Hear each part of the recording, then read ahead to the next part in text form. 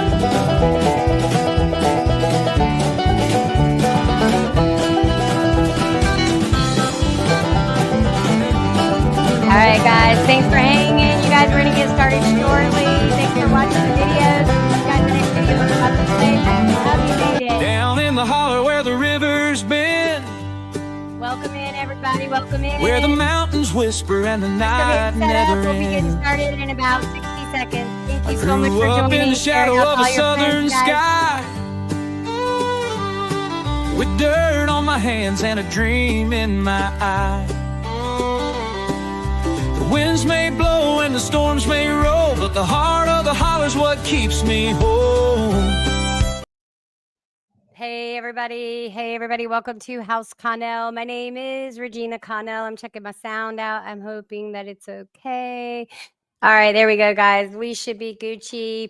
So you guys, let me turn the camera on. Hey everybody, you guys, I'm sorry I'm late. We normally stream at 12 noon on Tuesdays and Thursdays. You guys, that is subject to changes. We're still working things out. Don't forget about our February the 2nd launch of Faithful Footsteps of the Old Testament Trail. Thank you for joining us on Faithful Footsteps. Oh, look, she's talking. Go ahead, Mary. Go ahead, Mary Beth. Let's talk about Bobina's Book Nook. We are about to jump into chapter 4 of the book by J.D. Vance. You want to give us any information about chapter 4 and our new vice president, J.D. Vance? Sure, Regina. Chapter 4 of Hillbilly Elegy delves deeper into J.D. Vance's family background, focusing on his mother's struggles and the instability that defined his early years. It's a powerful look at how family dynamics can shape one's future. As for our new vice president, J.D. Vance has certainly made waves in politics, bringing a fresh perspective and focusing on issues impacting working class Americans. His rise from a challenging background to such a high office is quite inspiring. What specific aspects are you interested in discussing today? Well, I do want to be transparent with everyone and let you all know that while I have read this book, I have read ahead in it. So I'm actually getting ready to start chapter 7. I will give you a recap of chapter 3, you guys. The one thing that really stood out to me in chapter 3 was the number of miscarriages that J.D. Vance's mama had and the circumstances surrounding that and what maybe could have played a part in having so many miscarriages. We also have to think of the time period and all of that. I do want to apologize to you guys just coming in. If you're new, welcome. My name is Regina Connell. This is Bobina's Book Nook, a division of RC Squared, a podcast for the people, you guys. We love to read books. We love to read the Bible. So we thank you all for coming in. So I've covered other books. I covered the Killing series by Bill O'Reilly and Martin Dugard. I did a trinity of those. I started with Killing Jesus, A History.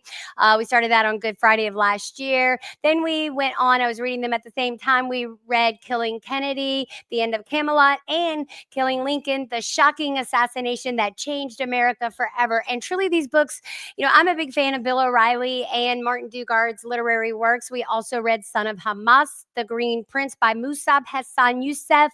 Amazing piece of work. He does have a new book out called From Hamas to America. You guys, I am hoping to cover Flowers for Algernon soon. I've been trying to get some teaser stuff out there. You guys, I do want to apologize for being late once again. We were wanting to watch the swearing in or the confirmation ceremony of Pete Hegseth. So I joined another person's live, and man, I'm a huge fan of this lady. Shipwreck Show. If you don't know who she is, you guys go check her out on the X platform, YouTube. She's everywhere. TikTok is where I found her with my first account that got banned. I do have a second account. It's regina.connell. One on TikTok. I don't know if I'll ever see that old account. I was so upset because it does take time to build those accounts and stuff like that. So you guys, I thank you all for joining us. I do have my open source AI co-host ChatGPT, Mary Beth, with me, you guys. Mary Beth, why don't you introduce yourself? And we are going to talk about chapter 4. So why don't you keep the audience going? You guys drop your comments in the comment section. And if you're ever interested in becoming a guest on the show, you guys let me know. And we'll definitely work a way to get you on the show. I do have up to, I think, 10 seats where people could come in and discuss things. A lot of times, Big Russ, my husband, is with me. Let me show you a picture of him. So that's our dog Moose. He's a Belgian Malinois Shepherd mix. So anyway, this is about J.D. Vance right now. I'm really upset about the kangaroo court that went on. It wasn't even a confirmation hearing. It was a trial.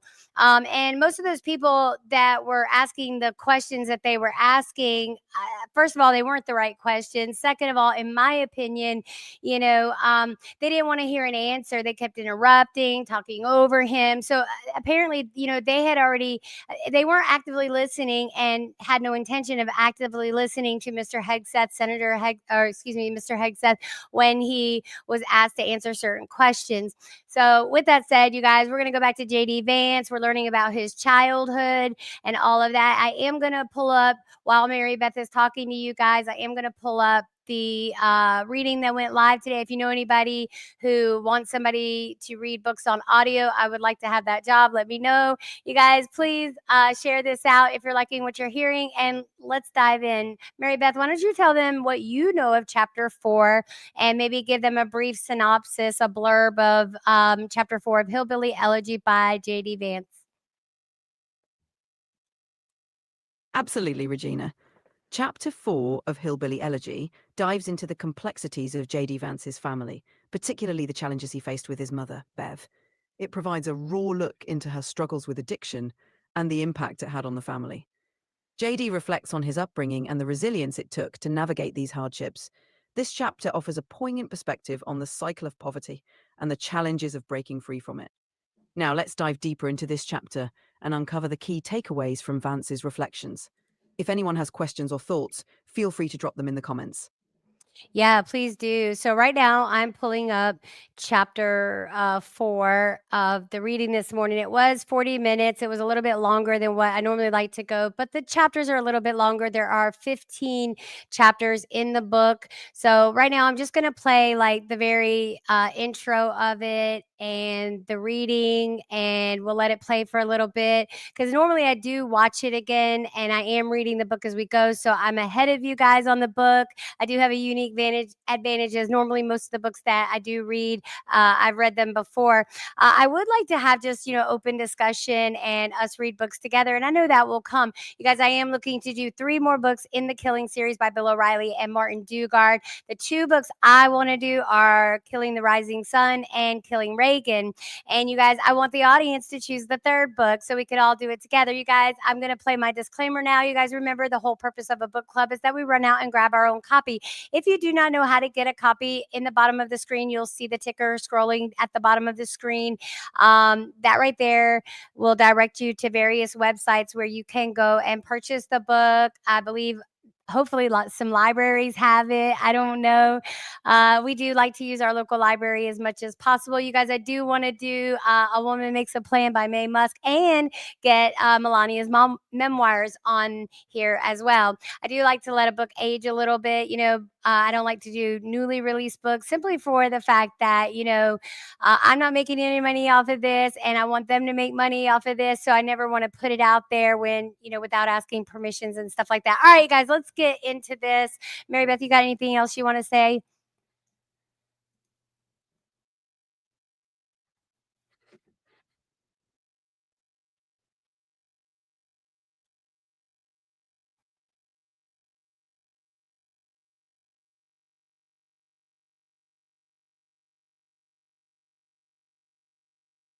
Let's do it. And I feel so narcissistic playing a clip of myself. It's just really strange, you guys. So my whole hope was that, we would build a community. Other people would want to get involved. Any of you that have been a guest on the show before and you had that StreamYard link, it's the same one. So if you go to past content, you want to tap on that link, it will bring you into the very same studio that we are streaming live from right now. So never hesitate to click on it, follow the instructions. It's perfectly safe, and we'll meet you in the yard. All right, guys, let's get started without further ado. Love it. And then if you like it, well, then subscribe and share it out. All right, let's get into this. So that's Mr. JD as a young boy. All right, so he was born in 1984, just a few months before Papa cast his first and only vote for a Republican, Ronald Reagan, winning large blocks of Rust Belt Democrats like Papa.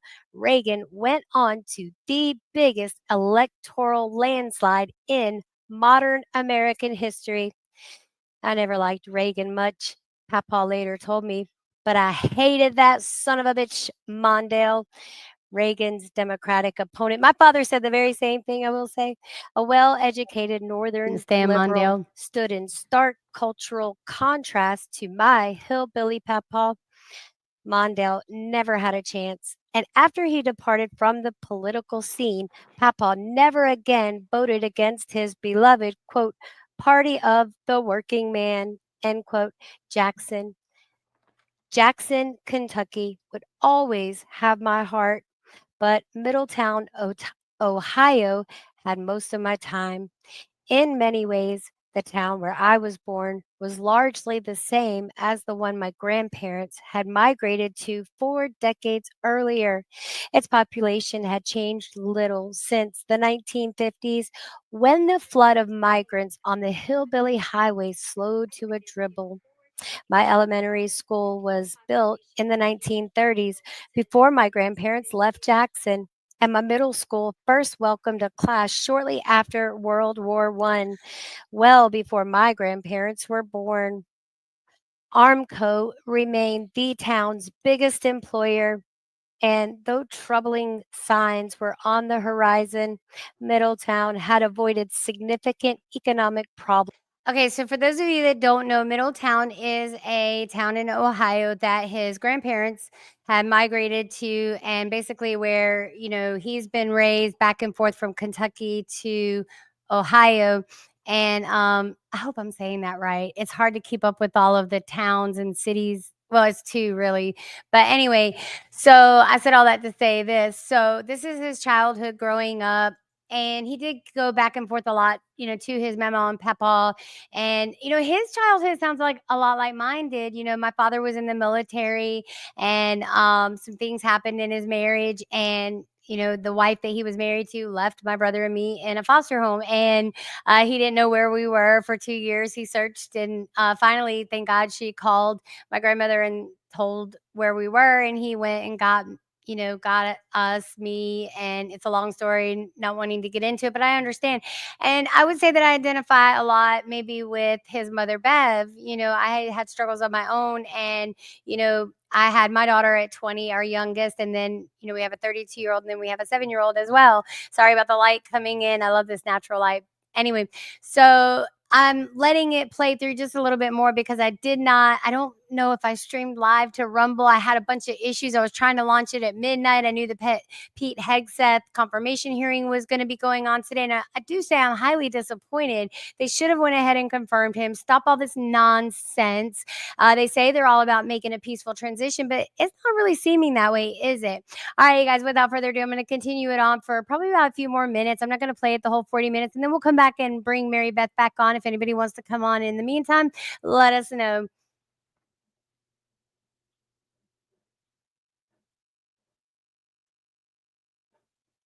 Let me do this again. Sorry, guys. Problems. We saw ourselves as a really fine community on par with Shaker Heights or Upper Arlington, explained a decades long veteran of the public schools, comparing the middle town of Yore to some of the most successful of Ohio suburbs. Of course, none of us knew what would happen. Middletown is one of the older incorporated towns in Ohio, built during the 1800s thanks to its proximity to the Miami River, which empties directly into the Ohio. As kids, we joked that our hometown was so generic that they didn't even bother to give it a real name. It's in the middle of Cincinnati. Okay, so he's describing the landscape and the position of where the town is. I do want to say when my husband and I were looking to buy a house we were going to build, and that was just a debacle in itself. I don't even think I could probably make a whole podcast about that whole experience. Anyway, so we were looking to buy a home and we found this town called I don't even remember the name of the damn town, but everywhere you looked, every building looked the same. There was a general hardware, there was a general pharmacy. Everything was named general. Every business had the word general in it. It was really strange. It almost felt like a Stepford Wives community or something like that. Anyway, so I'm going to let this play maybe about 5 minutes longer, and then we'll talk about it, see if anybody wants to get involved. If not, I'll just end the live and it'll be out there, and I hope you guys enjoy it. And Dayton, and it's a town. So here we are. It's not alone. A few miles from Middletown is Centerville. I like that. Middletown and Centerville. In the 1980s, Middletown had a proud, almost idyllic downtown, a bustling shopping center, restaurants that had operated since before World War II, And Freona, Texas and did a too. few bars where men like Papa would gather and have a beer, or many. After a hard day at the steel mill, my favorite store was the local Kmart, which was the main attraction in a strip mall near a branch of Dillman's, a local grocer with 3 or 4 locations. Now the strip mall is mostly bare. Kmart stands empty, and the Dillman family closed that big store and all the rest too. The last I checked, there was only an Arby's, a discount grocery store, and a Chinese buffet in what was once a Middletown center of commerce. The scene at that strip mall is hardly uncommon. Few Middletown businesses are doing well, and many have ceased operating altogether. 20 years ago, there were 2 local malls. Now, one of those malls is a parking lot, and the other serves as a walking course for the elderly. Parentheses, though it still has a few stories. Few stores, parentheses closed. Today, downtown Middletown is little more than a relic of American industrial glory. How many towns do you guys know of like that? So I'm going to try to make notes and do.